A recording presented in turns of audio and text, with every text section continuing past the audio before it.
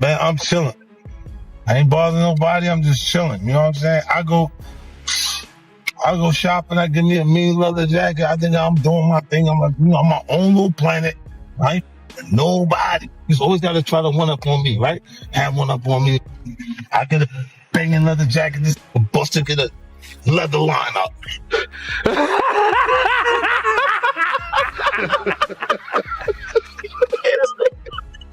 Hey, yo, Fifth, I ain't gonna lie, I'm gonna give it up to you. The production on your show, incredible. Light show, incredible. The dances, incredible. The outfit changes, incredible. Significant improvement since the way you used to perform back in the day. Like, looking like you fanning a fart is a better performance than Busta Rhymes. You out your rabbit. 50. You know good and well that I woke up to this. She done started this morning, and I was the one that was leaving everybody alone. So what you doing is giving false narratives, homie. You talking about you just went to buy a leather jacket. You ain't bothering nobody. You left alone. And I went and bought a leather hairline. Well, let me tell you something, buddy. Want some real? The internet is on fire, and Busta Rhymes has suddenly found himself under a harsh spotlight. A leaked connection to controversy ignited non-stop speculation, sending social media into a frenzy. But just as the pressure mounted, 50 Cent swooped in and hijacked the moment. Known for turning chaos into content, 50's presence flipped the narrative instantly. His name flooded timelines, posts, comments, and viral clips everywhere, transforming the situation into a full-blown spectacle that no one can scroll past. The rapper, Busta Rhymes, I see him pull the little lawyer dude into the section, and they walled him off. So I'm thinking to myself, oh, damn. Well, he ain't come. Well, he came with us, but I used to got a rule: you come with us, you gotta leave with us. Cause I'm this big black him. I'm gonna be the only person they come to pick up first, if one of y'all don't show up home. So it's like I try to stick to my protocol. Man, the dude stayed with them, and then his boyfriend was on Facebook woofing, woofing the whole next day. Oh, ain't loyal and all of this shit. Wait a minute, hold on. Any one of us can look at this on Facebook? Yeah, I'm gonna find this man page, bro. Clown. They weirdos, because they paid me to come on the stream before, so they control. So I'm like, y'all making fake content. So when I seen them in person, Wax say, calm down, CC, it's just for the internet. It's just content. We know Busta Rhymes gay, but you can't be saying that. I'm looking like, what? And then the dude loose cannon, like, CC, man, you gotta calm down, man. We just getting content off. I say, bro, we not playing, making fake content. So now that I see that's what they do. Everybody knows what a rainbow is, you know what I'm saying? Everybody knows what the sky can bring. It brings rain, it brings the sun. Like, you understand what life is too, so for me to know that you have a great, Raymona Harvey is Busta Rhymes, this is his real name. Anybody can get on Facebook and look up Raymona Harvey and be like, yo, that's Busta Rhymes, yo, with no wig on. And be like, yo, wild out on your own time, but this is the information that you allow me to get. A veteran of the hip hop community, Frank Ocean just recently came out with statements saying that he was in a relationship long ago. Do you think hip hop's ready for like someone of a different orientation, or are they going to be accepting of it, or what are your opinions on that? I don't know if it's just about hip hop being willing to accept it. I think the whole world is ready to accept whatever people choose to be in life. You know what I'm saying? From hip hop all the way down to just the common man that walks the streets and the earth every day. It's like we're at a place in life where, we got to respect and accept what people choose as their path that they want to walk in life. Because ultimately, you want people to choose you want people to respect what you choose as your path in your journey in life. And ultimately, whatever that man does in his personal space is that man's choice and it's that man's business. I am an extremely huge fan of Frank Ocean. His music is impeccable to me. And as far as I'm concerned, I respect the dude completely. I think, whatever he does at home is his business. Just keep that music popping the way you've been keeping it, brother. And you got my money from the concerts. You got my money from when you put them albums in the stores, and it ain't gonna stop. As long as you continue to contribute your greatness, God bless. Busta Rhymes and 50 Cent were once inseparable forces, a dominant alliance that shook the culture and commanded attention everywhere they moved. From explosive performances and headline-grabbing appearances to public displays of unity during industry conflicts, their connection symbolized strength, trust, and shared ambition. Together they projected loyalty and dominance, moving like a united front in a competitive world. But that once solid bond has now splintered, leaving behind only memories of what was and a noticeable silence where mutual respect and brotherhood once stood. So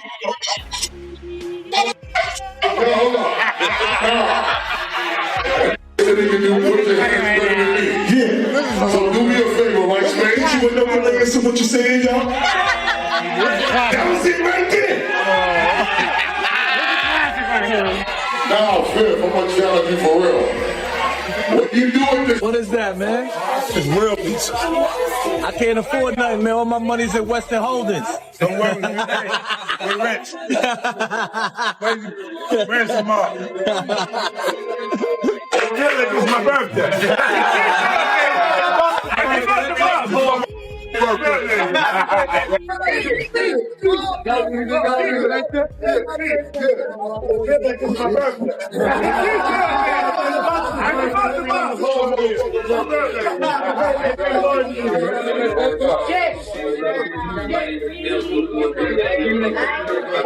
Right.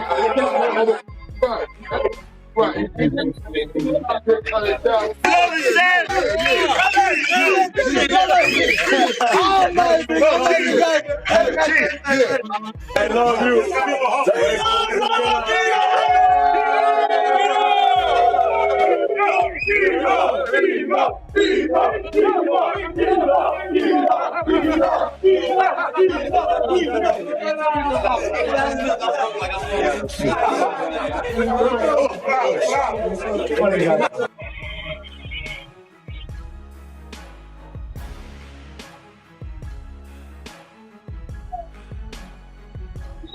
We are the Eutychus. We are dealing with Eutychus. You know what I mean? Cool for cool. Eutychus. We are dealing with Eutychus. Hello, I'm Amber. How are you? Nice to see you. Welcome aboard. Pleasure, Amber. Thank you. As we always say, the blessings don't stop, so we ain't stopping. Stay blessed up. Don't block your blessing. Know when to get out the way so that the passions could be free, to let the blessings continue to be bestowed in abundance. The birthday turn up ain't done no time soon. Happy Memorial Day weekend. We are here with Eutychus. In 1 week. Worldwide. 840,000 tickets sold in 1 week. 840,000 tickets in 1 week. No, hold up. Hold up. Stop. Sold 675,000 tickets before the first show in 4 days. That's because I've been out of the country. He was hitting me 3 days in a row. Like, he hit me the first day. No, hold on. He hit me the first day. The moment Busta Rhymes saw his name trending for all the wrong reasons, suspicion set in fast. To him, the backlash felt too sudden, too coordinated to be random, and in his mind, only one person fit the profile of a silent architect of chaos: 50 Cent. Known for mastering online warfare, 50's fingerprints seemed everywhere. Fueled by frustration, Busta fired back with sharp, calculated jabs, questioning 50's recent music, hinting that his edge had dulled, and subtly trying to redirect attention away from his own growing controversy.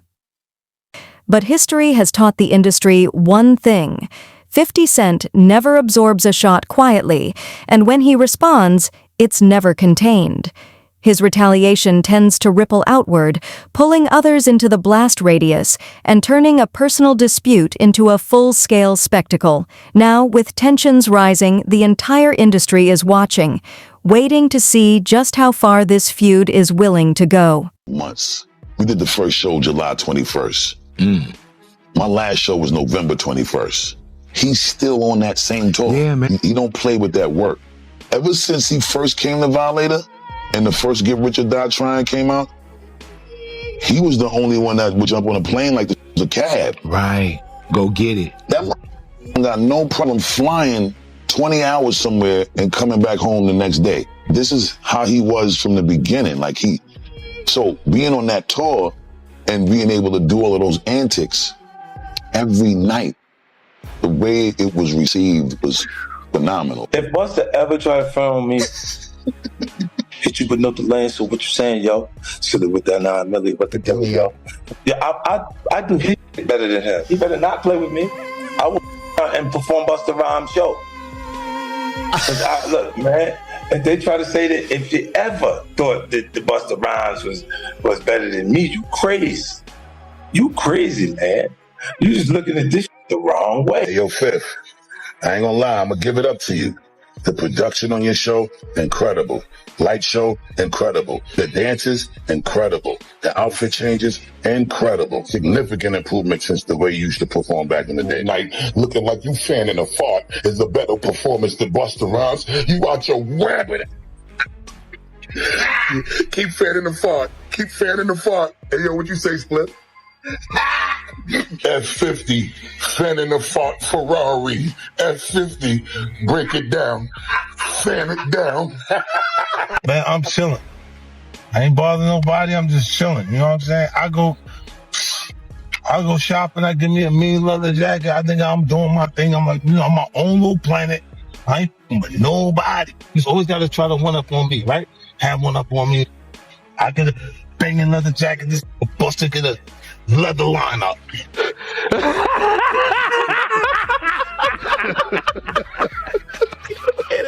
50 Cent wasted no time firing back, moving with surgical speed the moment the opening appeared. Within hours, he jumped on Instagram Live, smiling like someone who knew the moment belonged to him.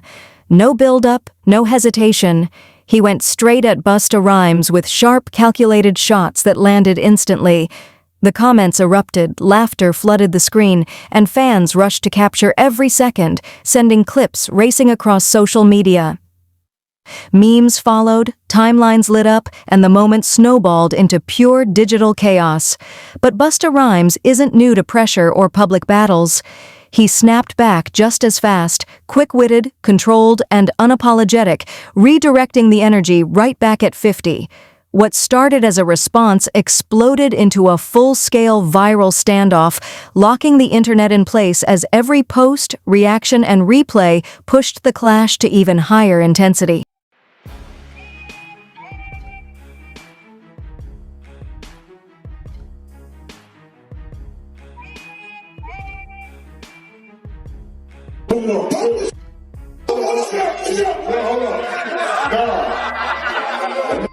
You put your hands better than me. Yeah. So do me a favor, right? Spare hit you with nothing like this. What you saying, yo? That was it right there. Now, Viv, I'm gonna tell you for real. What you do at this time, you gotta get low with the mix, though. You know how I do it on stage. I don't know inside. Now, you really do it how he do it. I see the way I do it. I wanna see the breath control everything. Now, you do it. No, that's when you when I'm in the shower. I'm Busta Rhymes.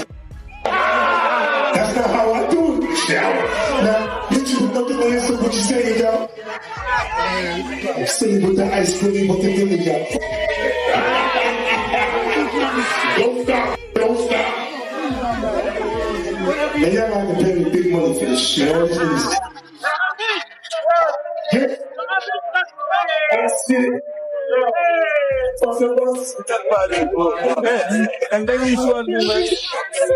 Dragon season. Everybody go get your dragon mask. Available on Busta Rhymes Universe. Click the link in the bio. Shop Busta Rhymes Universe right now. It's that time. Dragon season. Yeah, we dropping Unleash Me at midnight too. We ain't playing no games with none of y'all. What season is it? What season is it?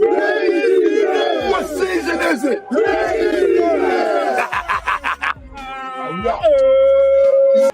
You know good and well that I woke up to this shit that started this morning, and I was the one that was leaving everybody alone.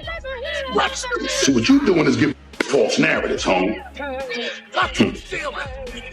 You talking about you just went to buy a leather jacket. You ain't bothering nobody. You left alone. And I went and bought a leather hairline. Well, let me tell you something, buddy. On some real G. Now I'm going to tell them you when you clowns. Let me tell you something. It's already been sanctioned on how I'm going to hit them. You talking about that pimpin' curly that you was doing as a character? But no, you was doing pimpin' curly in real life too. Trying to look like Rico Suave at one of them, going down a red carpet at one of them movies she was involved with. And I don't want you to use that as no excuse neither, talking about you was playing a character. You wasn't in character when you had to go down that red carpet. You could have got back to yourself. You chose to stay in character with that Rico Suave, some berries and sweet juices you had up in your head top. Now, I do want you to know I'm your brother, so I'm gonna always support you and everything you do. I ain't been doing nothing but that since the inception of our friendship. File it up. Now, with that being said, I got one question to the masses. There's several products that you have to incorporate to get you to look like Rico 50. All right? Rico Suave, we talking about Rico 50. Let's see which one of the products that he used to get to looking like Rico 50. Was it this? Or was it this? Or was it this? Matter of fact, I think the real question is, did he blend all three of these to look like this? Chill. I got a grand prize for anyone that jumps in the comments, any consumer around the world that used to also use these products to help identify, doing a forensic deep dive and a research and a data analytics on those products to help us understand, was it a combined effort of all three, or was it a combined effort of two, or was it just one of them to get you to look like Rico 50? Now, with that being said, if you guess right what the blend was chemically for that berry juice look for Rico 50, you might win a grand prize. Until then, just know, the blessings don't stop. So we're going to just keep this going as long as we need to. Because if the blessings don't stop. The conflict then shifted into a far more serious and unsettling phase. Just as the pressure peaked, a newly surfaced video began circulating online, capturing Busta Rhymes in an exchange with a fan that many viewers immediately labeled as awkward, inappropriate in tone, and deeply concerning. The clip spread at lightning speed, triggering intense debate, non-stop commentary, and speculation about what truly happens behind the industry's polished image. For Busta, already facing mounting criticism and relentless scrutiny, the timing couldn't have been worse. The footage poured fuel on an already raging fire, making it increasingly difficult to regain control of the narrative or convince the public that he could escape the situation without lasting damage. The clip, Busta is seen acting uncomfortably creepy toward a fan, fueling even more speculation about what really goes on behind closed doors in the industry.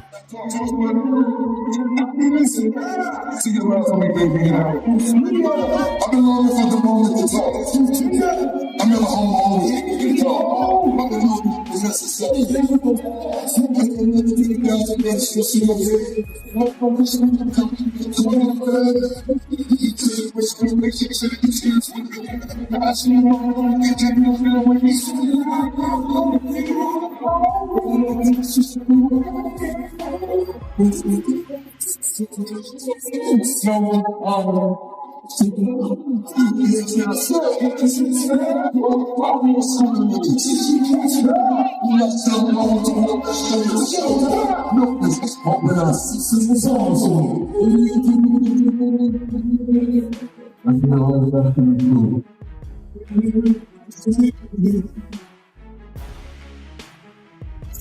video went viral of Busta flirting with a concert goer in suggestive fashion while opening for the G-Unit boss on his final lap tour in St. Paul, Minnesota last Friday, September 15th. The clip showed him holding his microphone near his crotch and stroking it as if it was an erect while staring at a fan in the crowd and sticking his tongue out.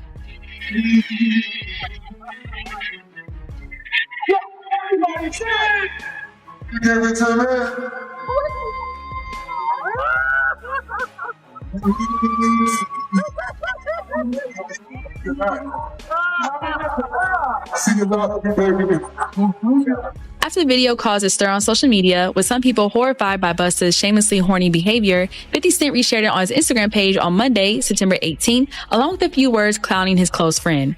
Busta stole this move from me. I used to do this to Magic Stick 10 years ago.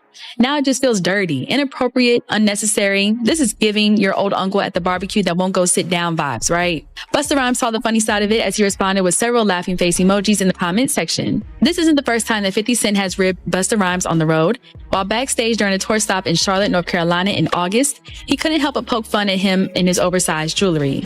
Tell him the chain too big. Whoa! Tell him the chain too big. He ain't got no friends. They're not telling him. Jokes aside, at least one of 50 and Busta's rap peers wants to see the pair capitalize on their time together on tour and hit the studio. In a tweet last month, Waka Flocka Flame called for the rap legends to drop a full-length project together, saying the culture needs it. The culture need a joint album from Busta Rhymes and 50 Cent. Don't give us a tired excuse because y'all going on a worldwide tour. That's too much time, LOL. Waka's wish might be a long shot though, considering 50 and Busta have only appeared on a handful of songs together, including Eminem's 2003 Ja Rule diss Hail Mary and the Posse cut Victory 2004. As fans dug deeper, Busta's attempts to clarify the situation started falling apart under relentless scrutiny. Then came the move no one expected. He publicly stepped up to defend Diddy, urging restraint, privacy, and patience before judgment. The response was swift and explosive, fueled by shock and disbelief. This was the same Diddy facing intense federal attention, the same figure long surrounded by whispered industry stories and controversial late-night gatherings. To many watching, Busta's sudden show of support didn't read as compassion. It felt like a warning signal.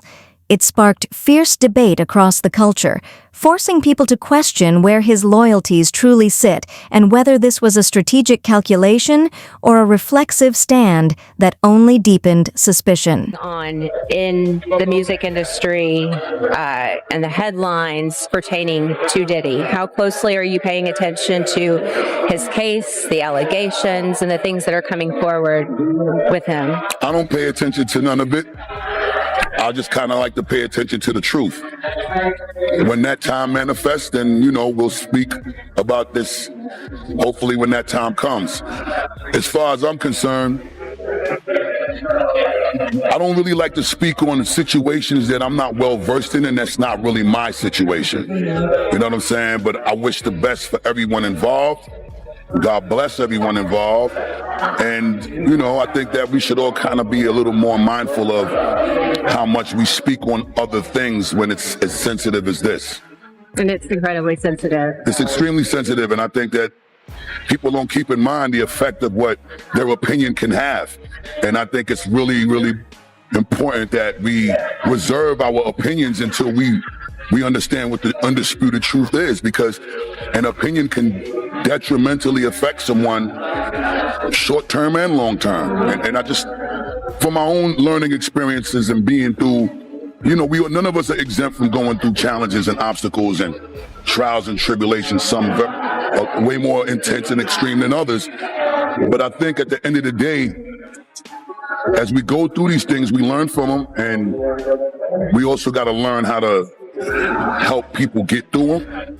And that's the angle in life that I like to approach things from, because I know if any one of us is going through challenges in general, we do want some sort of help and guidance and support to not make those mistakes again.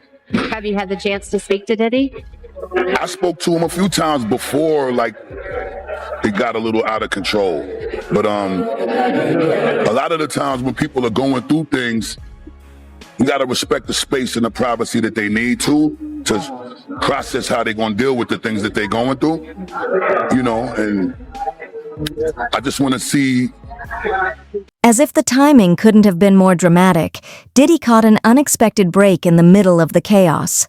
A staggering $30 million lawsuit tied to him was suddenly dismissed, wiping away one of the most serious legal threats looming over his career and giving him a rare moment of relief.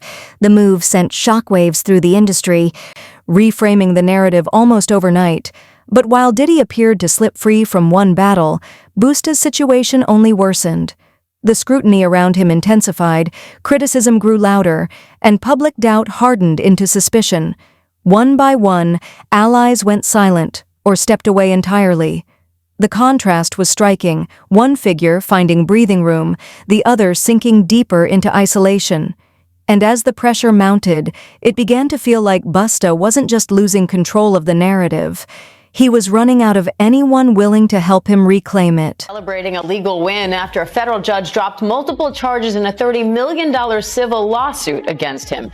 The New York judge dismissed the most serious allegations in the lawsuit from former music producer Rodney Lil Rod Jones and warned Jones's attorney to stop making, quote, irrelevant insults, misstatements, and exaggerations. Combs denies all the allegations against him. And this all comes as a new ABC News podcast is shedding light on the criminal charges and civil lawsuits against Diddy and his claims of innocence. Bad Rap, the case against Diddy, is brought to you by host ABC News legal contributor Brian Buckmeyer, and I spoke with Brian yesterday to tell us all about it. Take a look. Congratulations on the new podcast. I know our viewers are excited because you're a familiar face around here. So I want to start there because you are on here almost every week, if not more often, with me talking about big cases in the news. So what made you focus on this one? What is it about Diddy's case that made you want to dig deeper? So I think it's a combination of, and I think we can all kind of agree to some extent, everyone knows Puff Daddy, Sean Combs, in some way, shape, or form through his music. He's had a huge influence in the way that we look at hip hop, the way we look at millionaires, billionaires, fashion, things like that. And then all of a sudden, we have this massive criminal case. And I think a lot of people are looking back and saying, "What? I heard a whisper. I heard a rumor. Is this connected? Is it not?" And I think both as an attorney and as just a person who was born in the 80s, this fascinated me, and I really appreciate ABC and everyone involved, because when I came with a crazy idea of like, what about a podcast? People were like, you know what? Yeah, let's see how this works. How significant is it that this federal judge just dropped multiple charges from Lil Rod's civil lawsuit? So I get that it's a big headline, and it is significant if you're looking at it just as this civil lawsuit. And I think the Rodney Jones lawsuit was massive in the sense that it led to the raids of Sean Combs' homes, because in that lawsuit he said, this is where the videos are, this is what he's doing with it, all these allegations, and likely led to this federal indictment. But the reason why these charges got dismissed is because of pleadings. The way that the attorney pled out the charges with RICO, for example, that highest charge, and couldn't connect an alleged criminal enterprise to the damages that Rodney Jones says that he faced. Now, does that mean that Sean Combs had a RICO enterprise? Maybe, maybe not. But it means in the civil lawsuit, it's not going to apply. So for his